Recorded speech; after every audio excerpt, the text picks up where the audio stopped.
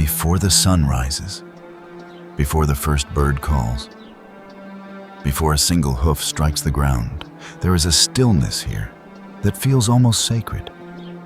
The kind of silence you might mistake, if you didn't know any better, for peace. But make no mistake, this is not peace. This is a held breath, drawn in 6,000 square miles of open ground, and it is about to be released.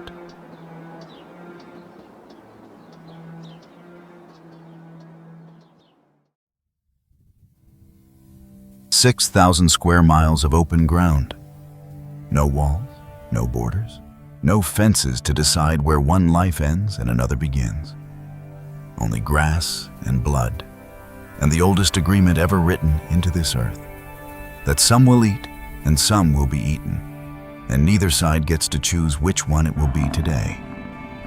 On this plane, that agreement is renegotiated every single morning.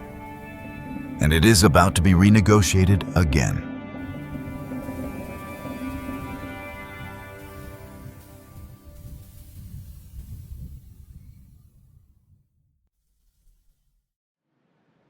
This is the Serengeti-Mara, the last true wilderness of its kind left on this planet. A land so vast that a lion can walk for 3 days in a straight line and never once leave the killing ground. Here, speed is currency, and size is only sometimes an advantage, and every single creature, from the smallest dik-dik trembling in the grass to the bull elephant standing 12 feet at the shoulder, is running the exact same calculation every hour of every day of every year. Can I make it to nightfall?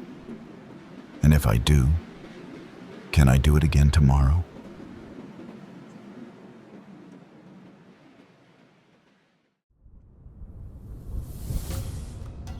Her name means nothing here. Pride, territory, bloodline, none of it matters in this instant. Her hunger means everything. For her and for the 4 sisters hidden in the grass beside her, this morning is not a beginning. It is a continuation of a war with no treaty, no ceasefire, and no mercy whatsoever for the slow, the careless, or the unlucky. Africa's wild, the limits of survival.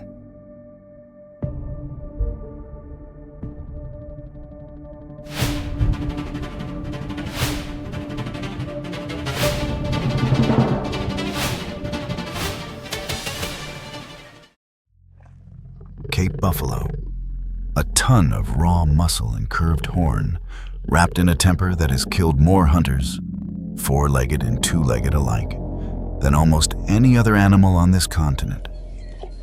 Some call them the most dangerous mammal in Africa, and they are rarely exaggerating. But this herd, right now, is not thinking about lions. It is thinking about grass and water and the next 10 feet of pasture. That single gap in attention is exactly what the pride is about to exploit.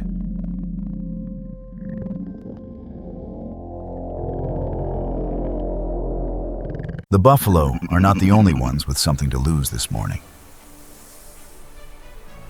Every grazing animal on this stretch of plain is reading the same signs, borrowing the same warning the instant one herd raises its head. Out here, vigilance is a resource every prey species quietly shares with its neighbors, whether it means to or not.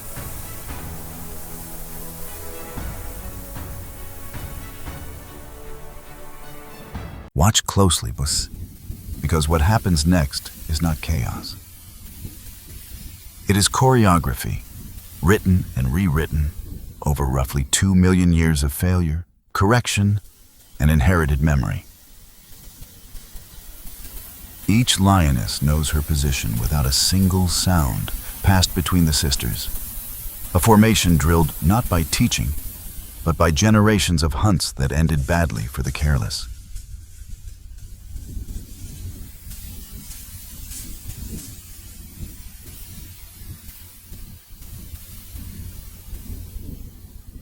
This is not an ambush built on aggression. It is an ambush built on geometry, a slow, patient triangulation of angles and blind spots. And geometry does not forgive a herd that stops paying attention, even for a single moment.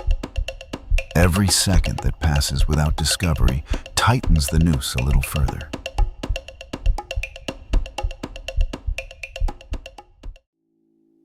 There it is, the moment every predator on this plain dreads, and every prey animal lives for, the instant the illusion breaks completely.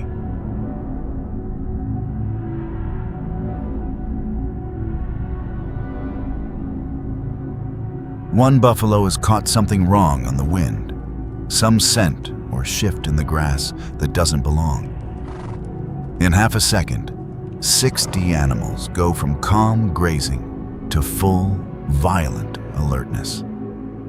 And the entire calculation the pride has spent the last 10 minutes building begins to unravel. 35 miles an hour. That is what it takes to catch a Cape buffalo that is fully committed to running, and it is a speed neither species can sustain for more than a handful of seconds. The gap that took 10 minutes of patient stalking to close is now collapsing in real time, measured in single strides rather than yards.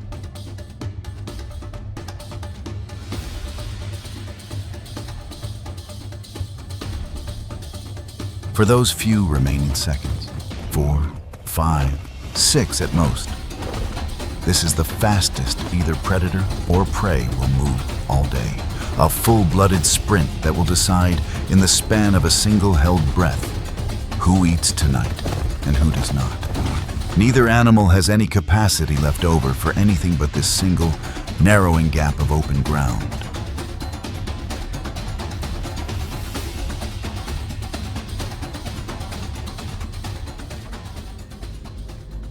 This is the instant that separates the fed from the starving decided in real time, with no script and no guaranteed outcome. 1,000 pounds of buffalo does not simply fall because 3 lions have decided it should. She fights the sentence being passed on her with every last ounce of strength still available to her body. And right now, after only a few seconds of struggle, that strength is very much dangerously intact.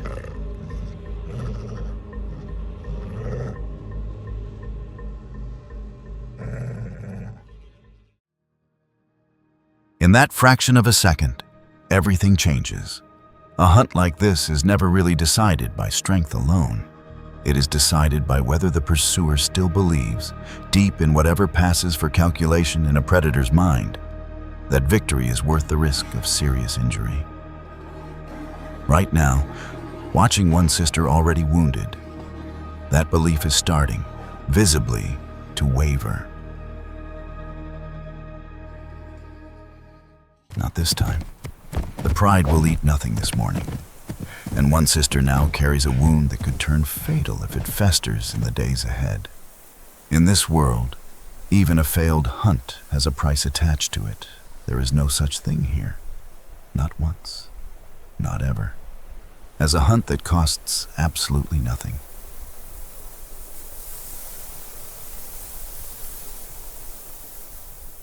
An hour has passed, and on the surface, nothing has changed except the angle of the light. The pride is still hungry. The herd is still, against the odds, entirely alive. But hunger does not negotiate and does not wait politely for a better opportunity. And the lionesses are about to make a second attempt, this time aiming not for an adult in her prime, but for the single weakest point in any herd on earth. A calf, barely 3 months old, trailing carelessly at the rear of the group.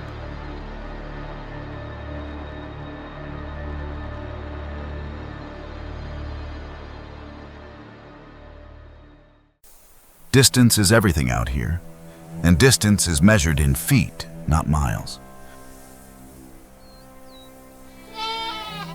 Right now, the calf is separated from the protection of the herd by no more than 20 feet. A gap that means absolutely nothing to a buffalo mother's untrained eye, and means everything, absolutely everything, to a lion's ancient, patient instinct. 20 feet is a canyon today. 20 feet is an opportunity that will not stay open for long.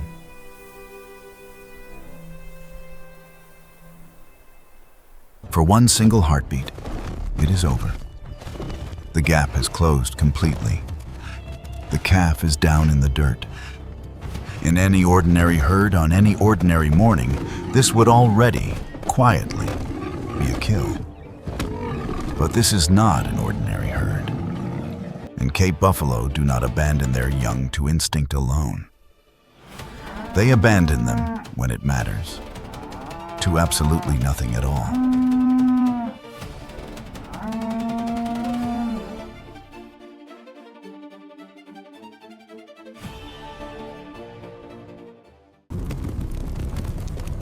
This is the buffalo's answer to the lion's ambush.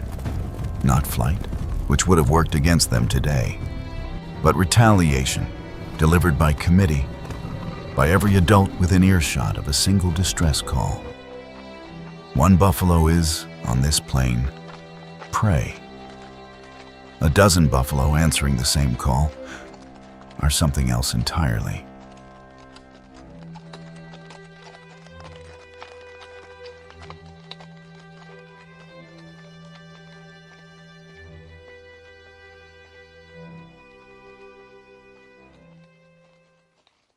"12 buffalo, moving together with genuine murder in their eyes, are something closer to a verdict, delivered without appeal.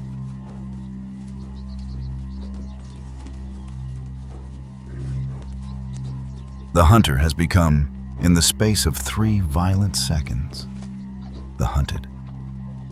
And every one of those 12 animals intends to make sure she remembers it.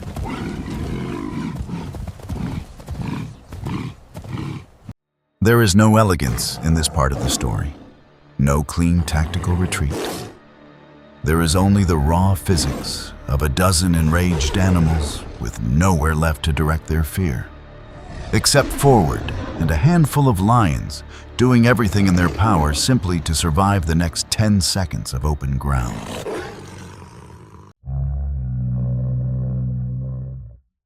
Not a single lion made a kill today. Not a single buffalo fell. On the surface, it might seem as though nothing at all happened here. But something did happen. A message was sent, muscle to muscle, horn to claw, delivered in the only language this plain fully understands. That this herd, on this particular morning, was not the easy meal it had briefly appeared to be. In the law of the wild, that message is worth more, in the long run, than any single kill.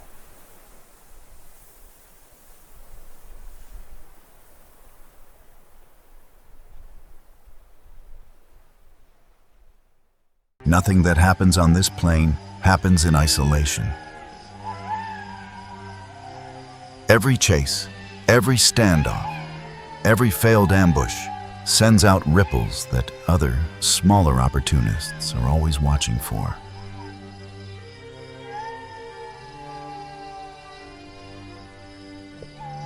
The jackals will not challenge either the lions or the buffalo directly.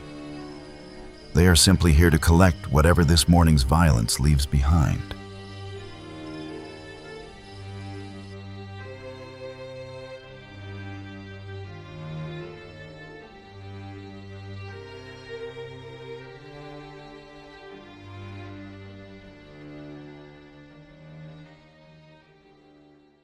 She cannot fight a lion.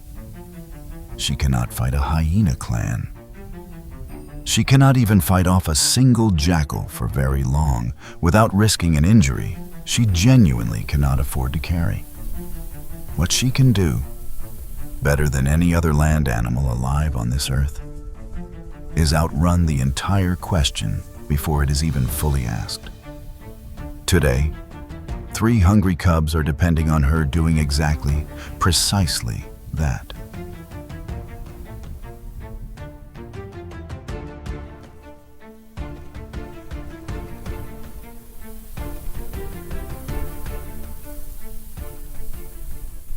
Unlike the lion, she has no pride of sisters to hide her approach, no cover of overwhelming numbers to fall back on if things go wrong. She has only stealth, and out here, in grass this short and this thin, stealth is a currency that runs out fast. Every gazelle head that lifts and scans the horizon is a small tax deducted from her chances. She cannot afford very many more of them today.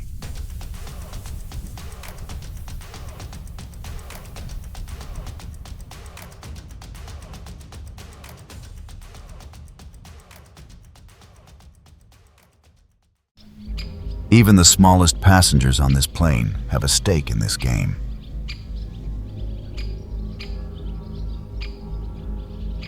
A bird no bigger than a fist, riding for free on a gazelle's back in exchange for a meal of ticks, has just become an unwilling early warning system. Proof that on this plane, survival is rarely a private arrangement between only two species.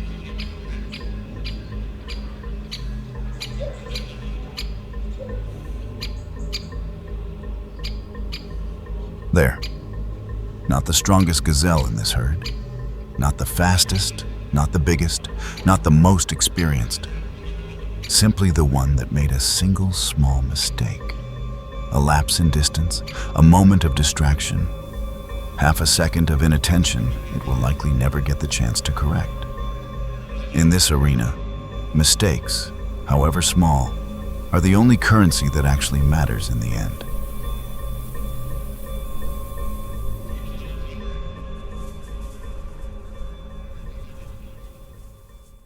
0 to 70 miles an hour in under 3 seconds flat. There is no other predator on land, anywhere on this planet, that can make that particular claim. But speed like this comes at a cost. A body burning through every physical reserve it has, all at once, all in a single uninterrupted burst. And the clock started counting down the exact instant she broke from the grass. 30 seconds. That is roughly the outer limit before a cheetah's own core body temperature climbs high enough to become genuinely dangerous to her. She likely has 20 of those seconds left, possibly fewer. This single bite has to end things quickly and cleanly, or the hunt technically succeeds, and she still, in every way that matters, loses.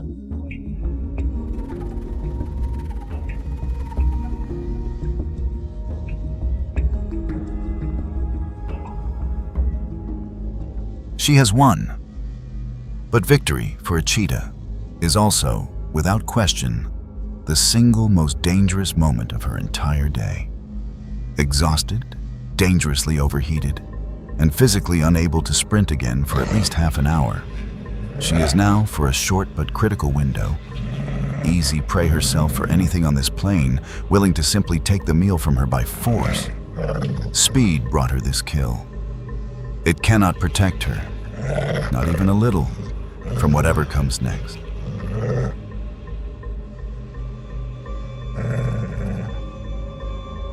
The vultures will not attack her directly.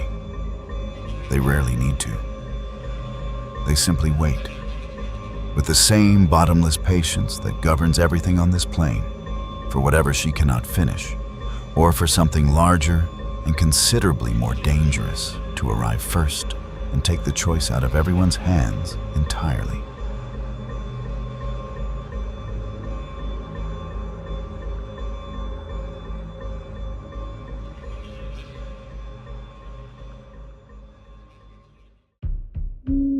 Forget, for a moment, everything the old stories ever told you about the hyena.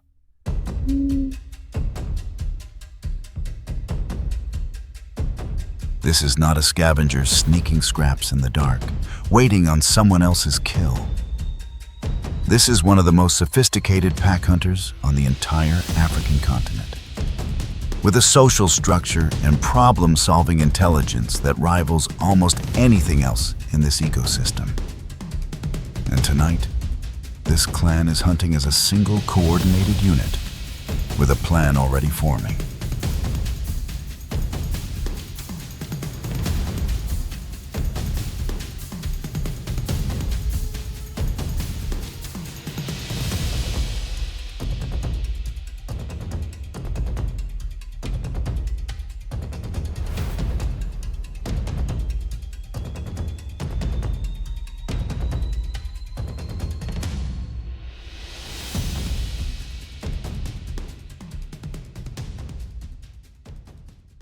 The clan isn't guessing here, and it isn't hunting on instinct alone. It is auditing, methodically, animal by animal. Every stride, every limp, every individual that falls even a fraction of a body length behind the rest of the group is being quietly cataloged in real time. Within a matter of minutes, this clan will know the herd's single weakest point better than the herd itself has any idea.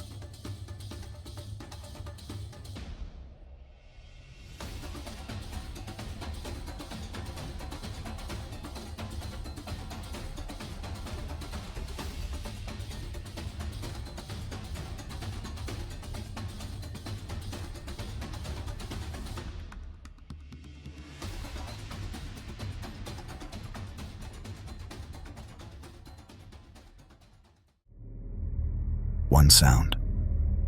That is all it took. 8 entirely independent animals become, in the space of a single heartbeat, one coordinated weapon. Each individual already moving into a position no one had to explain to them in advance. This is a language older than words themselves, and out here, on this open ground, it is devastatingly, almost unfairly effective.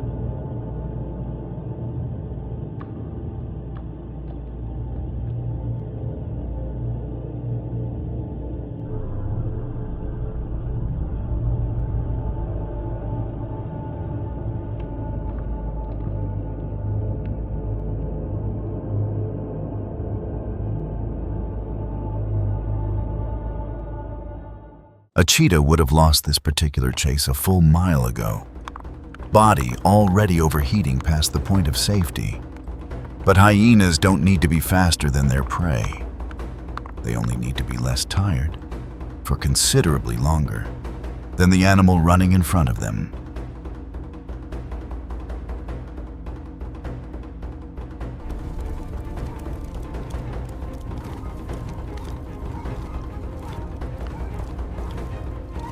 This is not a sprint in any real sense. This is a prolonged argument about pure endurance, conducted at a dead run across open ground. And the bull, stride by stride, breath by ragged breath, is losing that argument badly, with every hyena in the clan fully aware of exactly how this particular argument ends.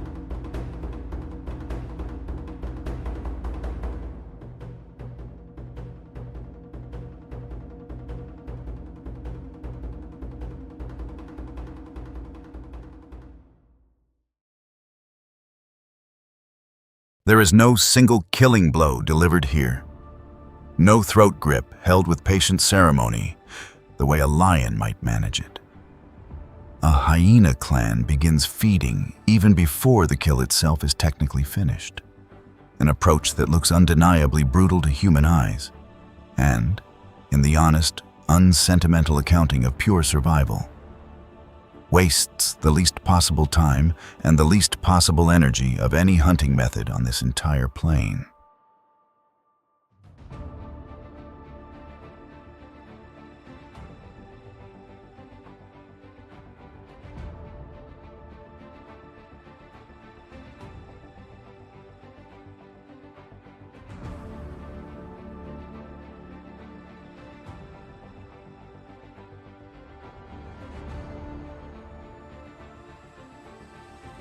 By morning, there will be nothing left here at all, but scattered bone and a wide patch of flattened, blood-darkened grass.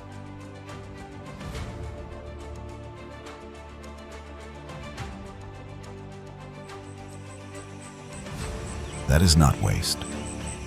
That is this plain's own brutal economy at work, operating exactly as it always has. Nothing here is ever wasted, and nothing here is ever wasted twice. And every clan that eats well tonight is a clan that lives to hunt again tomorrow and the day after that.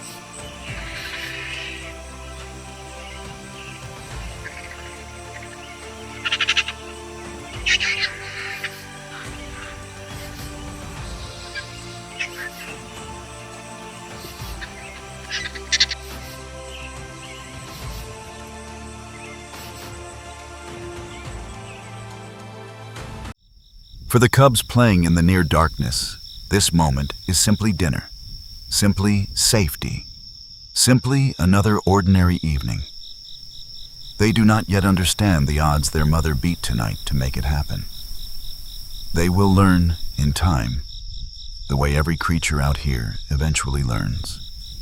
Through hunger, through failure, and through the rare, hard-won nights exactly like this one.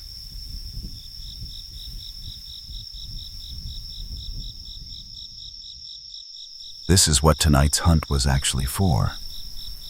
Not the meat itself, but for these two cubs. And the 100 nights just like this one that still lie ahead of them before they are old enough to hunt on their own. Every successful hunt on this plain is, in the end, an investment in a future none of the hunters will fully see.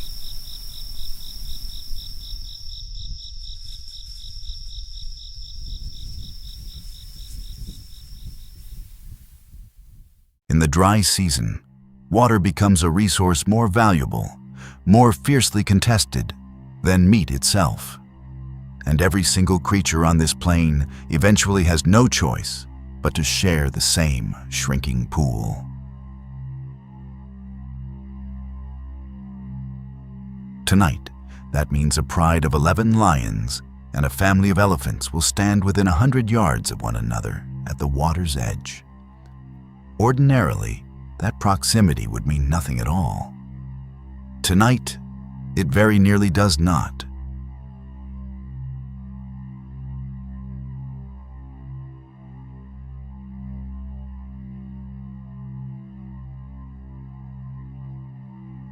"11 lions against 6 elephants" sounds, on paper, like an impossible fight for the lions to win.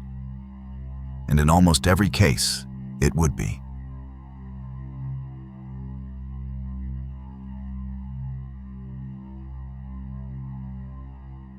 But a pride this size, hungry enough and bold enough, has managed the impossible before, on rare and memorable occasions. An elephant calf under a year old is one of the very few prey items on this entire plain that could conceivably be worth that level of risk.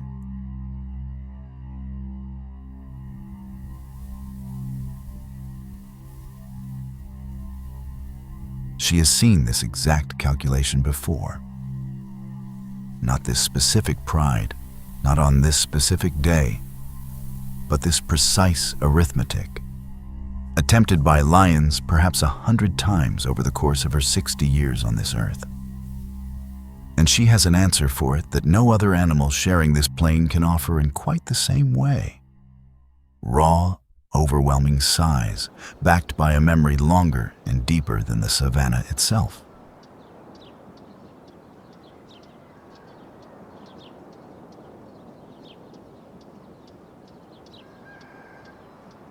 There is no negotiation possible in a charge like this one. There is only the answer, delivered at a dead run, to a question the lions perhaps should never have asked in the first place.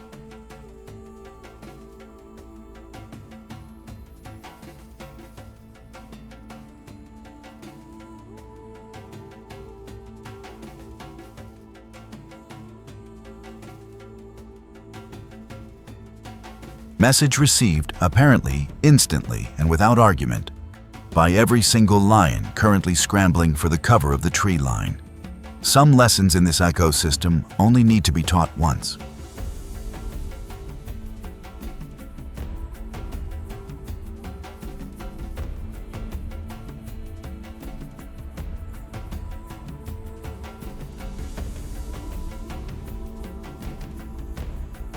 She does not need to finish the chase to win this confrontation. She only needs the pride to understand, completely and permanently, exactly how this particular evening is going to end. Message received, apparently, by every lion currently backing quietly into the grass.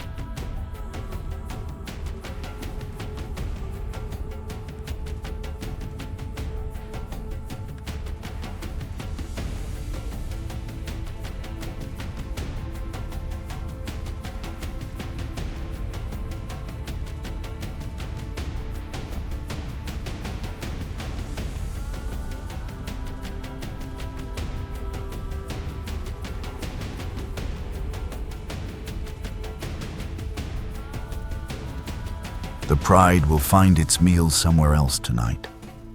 It will not be here. And every lion in that group now seems to understand that fact completely.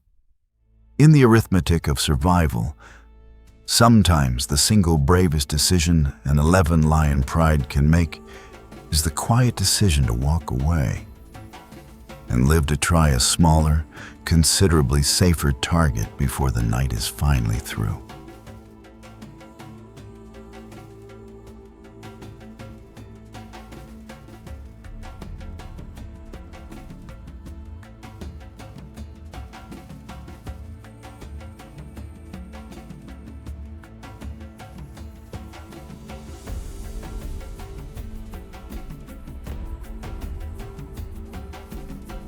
The dry season does not care what almost happened here tonight. It simply continues, day after rainless day, tightening its grip a little further on every creature that depends on water to survive it. The real contest on this plain was never only between predator and prey. It has always, first and always, been between every living thing here in the sky itself.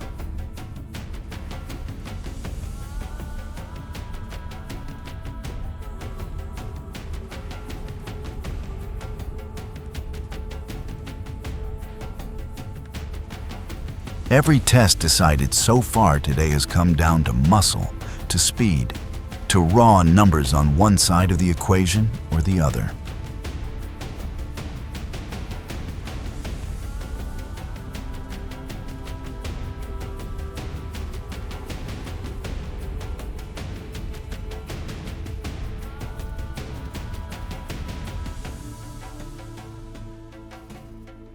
But there is one crossing on this entire migration where none of that matters in the slightest, where the most dangerous predator isn't hiding in the grass at all, but waiting, utterly motionless, submerged in the water itself.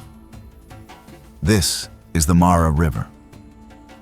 And for the herd now gathering on its bank in the fading light, it is, without exaggeration, the single most lethal quarter mile in all of Africa.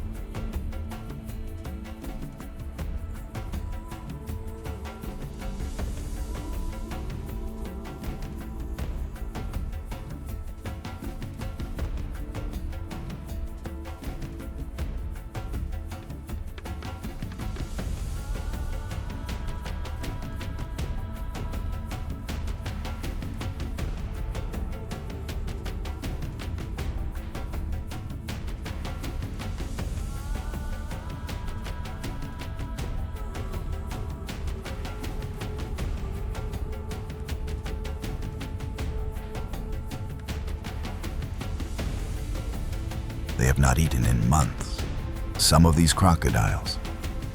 And remarkably, they can do exactly that, slowing their entire metabolism down to something close to suspended animation and simply waiting, with a patience that borders on the geological. And they know, the same way this land itself somehow knows the rains are finally coming, that eventually hunger and pure instinct will force this vast herd to cross.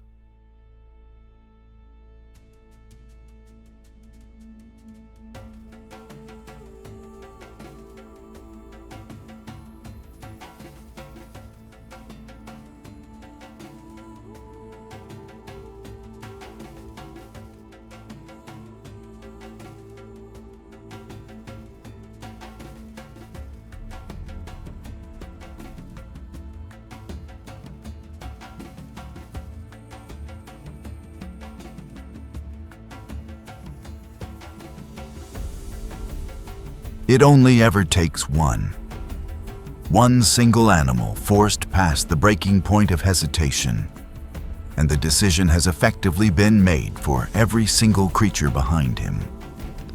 Within seconds, That first trickle becomes a full flood. Tens of thousands of hooves striking water that, only moments earlier, had looked perfectly, deceptively still.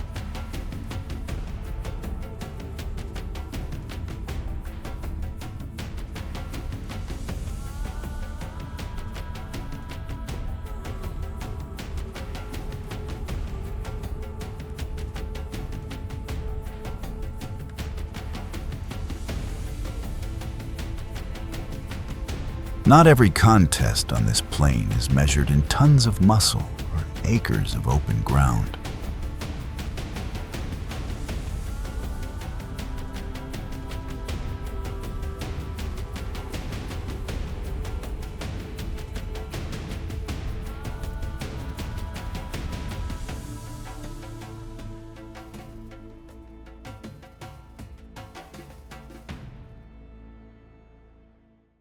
Sometimes it comes down to a bird barely 5 feet tall against one of the most venomous snakes in Africa, and a pair of legs used not for running, but for something considerably more direct.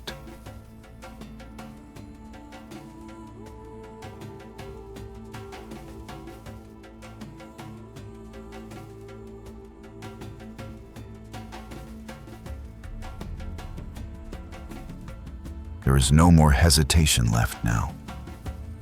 No more real choice for any animal caught in that water.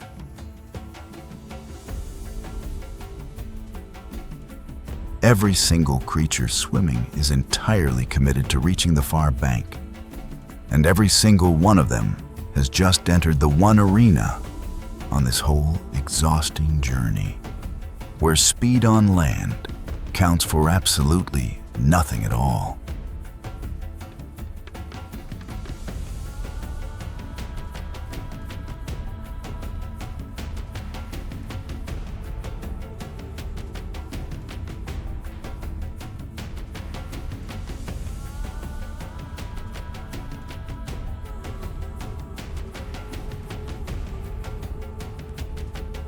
£3,000 of bite force per square inch, delivered by an animal whose fundamental design has not meaningfully changed in over 80 million years of continuous existence.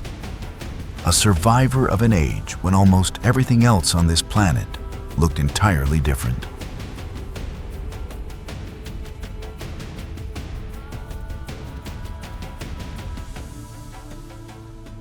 The death roll is not blind rage, whatever it might look like from the bank.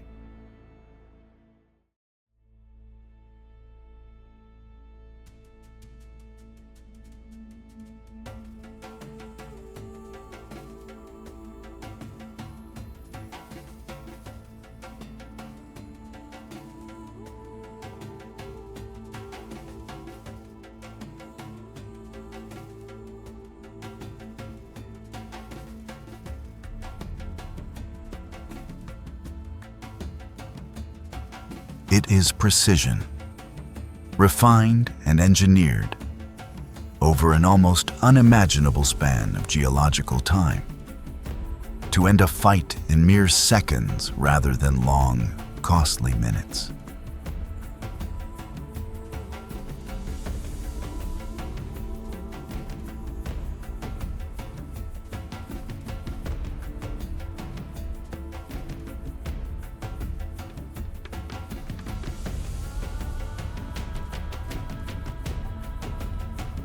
There is no mourning here, no herd that stops, even briefly, to grieve what it has just lost.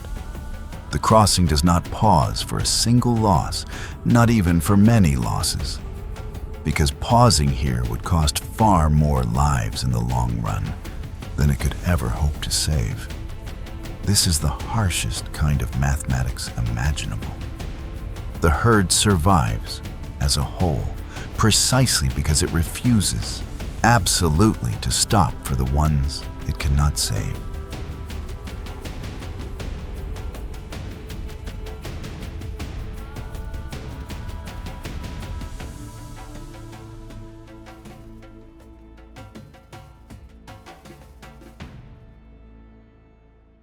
For every single animal that reaches this bank alive, another one, somewhere along this same crossing, did not.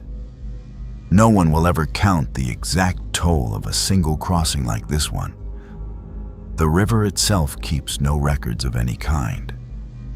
It only ever keeps taking its percentage year after year, migration after migration, and simply calling the toll the unavoidable price of moving forward.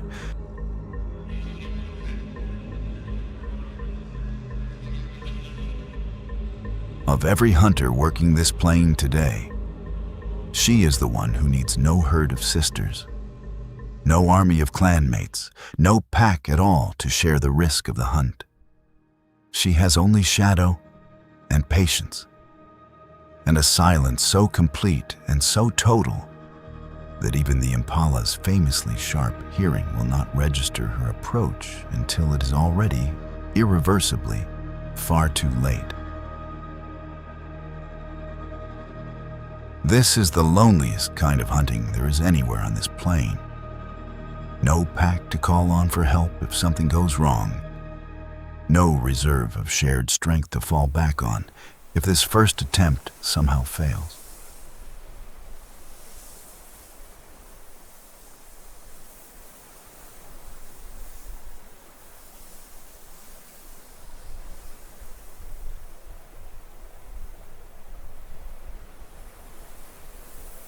Every single step between here and the kill has to be close to perfect, because a solitary hunter, unlike a pride or a clan, simply does not get the luxury of making very many mistakes. She has exactly one chance at this, and she knows it.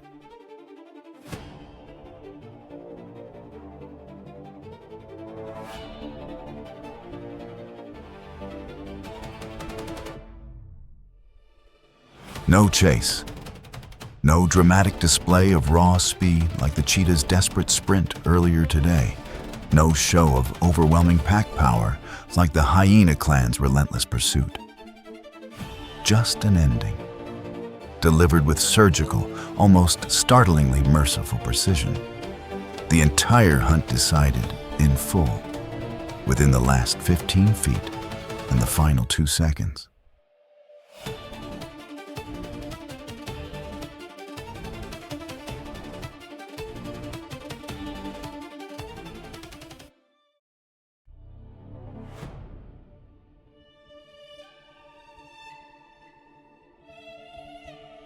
This is the leopard's final, quiet genius, the strategy that sets her apart from every other hunter on this plain. An ending most predators here never get the chance to write for themselves.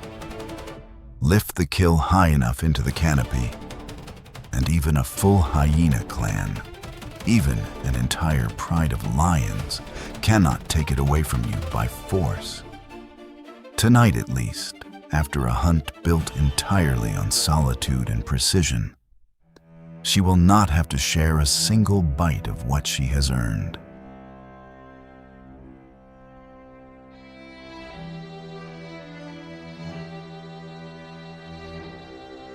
For most of the creatures on this plain tonight, nothing extraordinary is happening at all. That too is the truth of this place.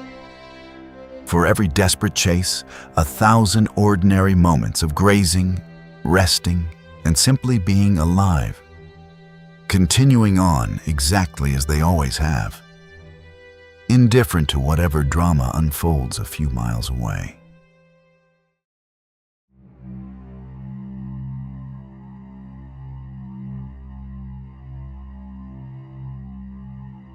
This pride has failed twice already today. A third failure tonight means a lioness too weak to hunt again tomorrow, and cubs waiting in a den somewhere who have not eaten properly in 3 full days. So tonight, for this pride, is not simply another hunt. It is a reckoning one way or another. And there is no clean victory in what follows, only the truest, most honest picture of what this plain actually is, underneath all the drama of any single chase. The pride gets its meal finally, after an entire day defined by failure. And the herd, even here, even in defeat, makes them pay dearly for every single pound of it, driving the pride off before they can feed in anything resembling peace. Nobody wins the war being fought here tonight. Somebody simply survives it on this particular night, marginally better than the other. Tonight, some hunted successfully after a long day of failure and patience. Some escaped by inches, through nothing more than luck and a half-second of good timing. Some did not live to see the moon rise fully over the plain at all. There are no villains anywhere in this story, and there are no heroes either. Only the law, written into this ground long before the first human being ever stood on it and gave it a name of its own. Every sunrise resets the account back to zero. Every sunset settles it again, in full, without exception. This is the unbroken cycle that has run, unbroken, for longer than any of us can properly measure. This is the limit that every single creature out here is tested against, over and over, every single day of its entire life. From the moment it is born to the moment it finally is not.